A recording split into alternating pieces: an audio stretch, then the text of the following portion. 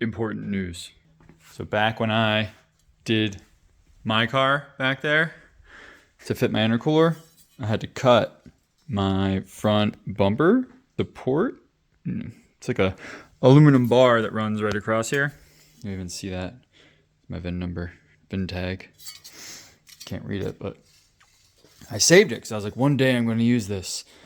And I did use it. All the aluminum shavings there, I created block off plates with it. So that right there, we did it, guys. We reused the part we saved. And it only took, I don't know, 5 years. But now I put it back in the pile for the next time I use it. It's gonna just be open, deleting the coolant lines, get rid of them. The cheap and easy way of putting the bolt in the hose to block the coolant line there, and then same in the back. Little turn down, bam, that. So PHR makes this neat little kit. It is their turbo oil feed kit. And the great part about it is not only does it have this Teflon coated or nylon coated feed line here for the turbo, but it also has this plug because you've got, for the twin turbos, you had two feeds. You had one here, and then you also had one on this side. So we're gonna plug one and we're gonna use one, and we'll figure that out once the turbo's mounted. So however far this line reaches, we'll use that one and plug the other one. Simple process of elimination. One thing I did have to modify, PHR gives you a oil drain kit. It's got a bunch of fittings. It comes with this hose, but this hose was this much longer. Cut it twice because, you know, measure once, cut twice, right? So I had to knock it down by that much, so it would essentially be that much longer, which puts it in like a really weird kink bend situation where I think oil would sit too much. So with the power of the internet, I'm going to put this on in a second. And just like that, the oil drain line is way better. So with the fittings, yeah, they gave a 45 fitting out with another 45 AN. Probably just could have done a straight on the bottom. But there's like two 45s there. The fitting's a 45, and then this hose end is a 45, which, whatever. So be it. And this is a straight here. And there's still like a weird little bend going on. It's kind of hard to see behind the pipe.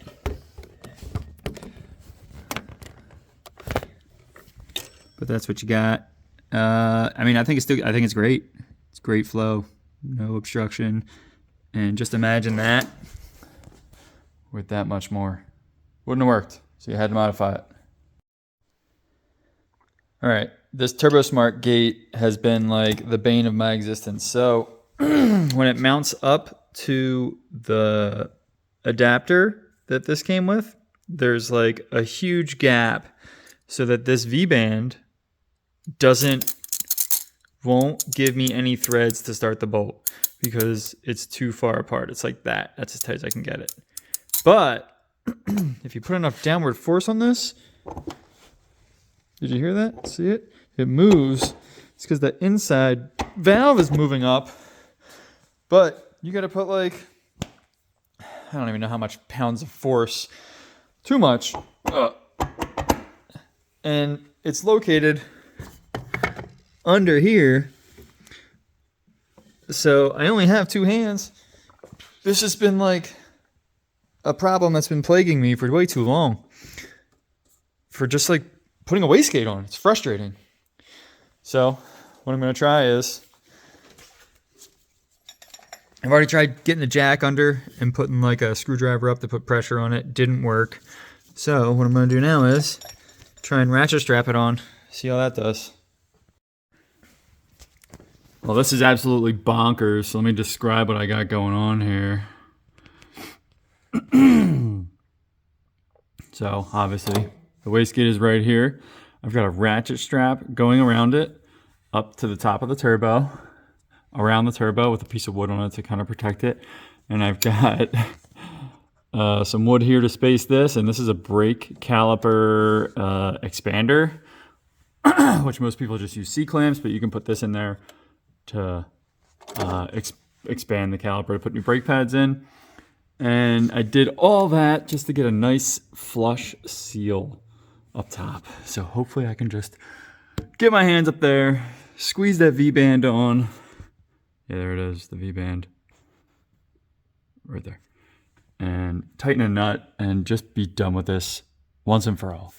Because, like, absolutely ridiculous that I gotta do all this for a wastegate.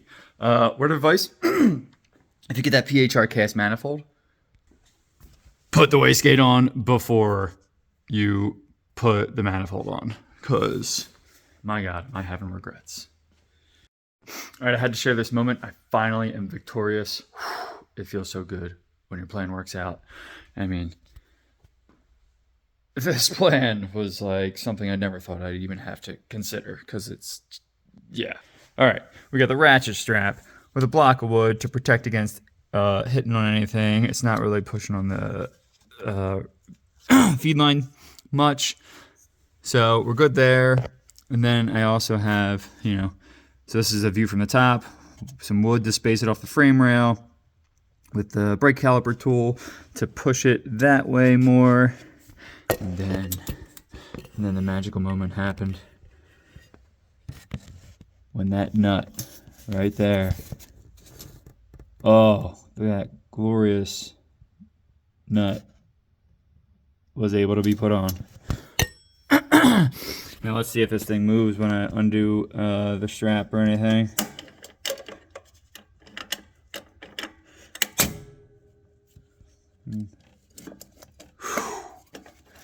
Stupid, stupid, stupid.